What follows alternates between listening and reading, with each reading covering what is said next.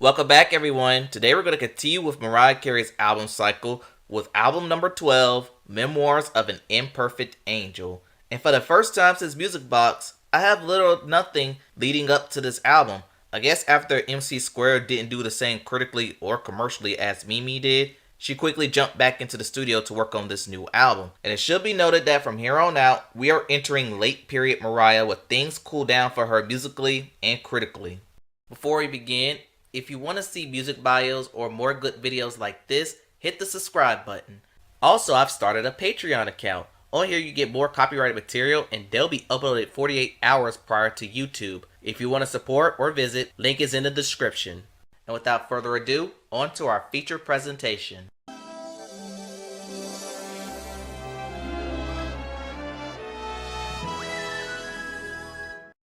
I thought about skipping this song because I saw the word prelude and I thought it was going to be just a regular intro. But that's not the case, as this is actually a full-length song. It's an infidelity song where Mariah is finding her man cheating on an unclothed woman and threatened to expose him. But I want to say this was a pretty weird choice to open an album. Sure, we got the illusion that the intro where she says, "Welcome to a day of my life, the memoirs of an imperfect angel." But I felt like it was an odd choice for an opener. The song itself is not bad, weirdly placed on the album, all I'll say. And here's the sequel to the whole Eminem and Mariah beef. And it comes before because Eminem decided to revive the rivalry. In 2008, we all know Mariah married Nick Cannon, and M decided to call them out on the song Bagpipes from Baghdad. And I'm not going to go into the basis of that song because this is not the video for it. So Mariah decided to respond with Obsessed, saying that Eminem, which she doesn't mention by name, but come on, we all know who she's talking about. She clearly states that Eminem constantly talks about how much he misses Mariah in his songs, and how he lied about texting Mariah, and those are decent claims, but I do have two problems, and most of it didn't have to do with the song itself. Number one, the remix features Gucci Mane, and I'm never a fan of having features on diss songs because what does Gucci have to do with anything? And number two, the aftermath is what soured me on the song the most because Eminem dropped the warning where he goes full sadistic on Mariah and Nick Cannon responded with "I'm a slick Rick." So yeah, I think Mariah lost this battle this time. Hate You is a song about a broken relationship. Yet again, this one feels different. This one comes off very toxic where she can't wait to hate you. It comes off as Mariah is embracing the negative side of the relationship instead of the positive. Not to mention, I'm not too crazy with the lower register in the pre-chorus. I would say the slow burn production does give it some quality, but this is one I kind of won't go back to even if it's a fan favorite. This song interpolates Back in the Day by Ahmad, and I wish this one was better. For one, the title has a backstory because it was rumored that Nick Cannon proposed to Mariah with a ring pop, and that does seem believable. Next, she only says the word candy bling at the end of the first verse on a song where she reminisces about the good old days. But in the bridge, she mentions Muhammad Ali, the late ODB, her pet dog that died sometime during this decade, Dougie Fresh, among others. And the song just leaves you confused. Sure, the song has a chill vibe, but what she does with it is very underwhelming. Produced by The Dream, it's another song that doesn't move the needle for me, and I can tell this boils down due to the production, as it's drowning out Mariah, and as a result, she doesn't stand out here at all. It's another longing for your lover in the past, even though you have clearly moved on song, and again, she moved on, she's married now. So bad production, repetitive subject matter will lead to a skippable song. Slow start for this album. I need something to reel me in, and this one actually does. The Dream this time doesn't have production to drown out Mariah.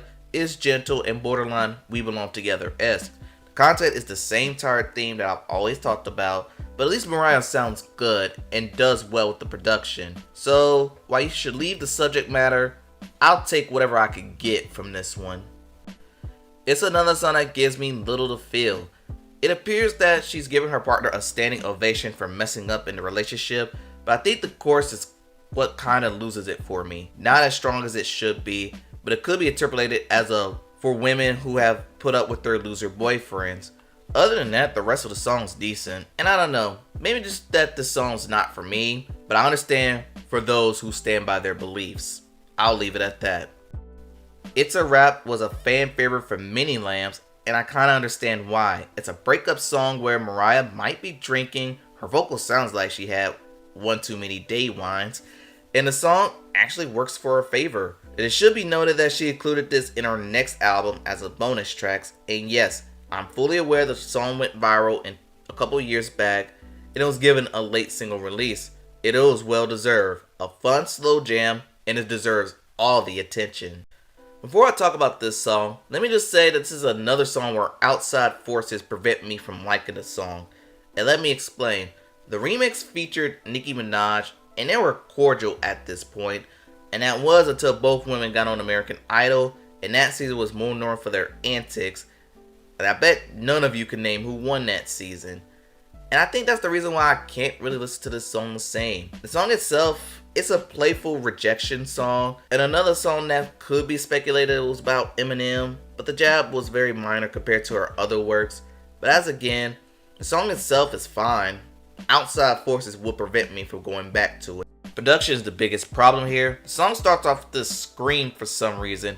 Also in the second verse where Mariah says she's feeling like McDonald's fries, wants to be on your lips like gelato, or you could pluck me like a cello.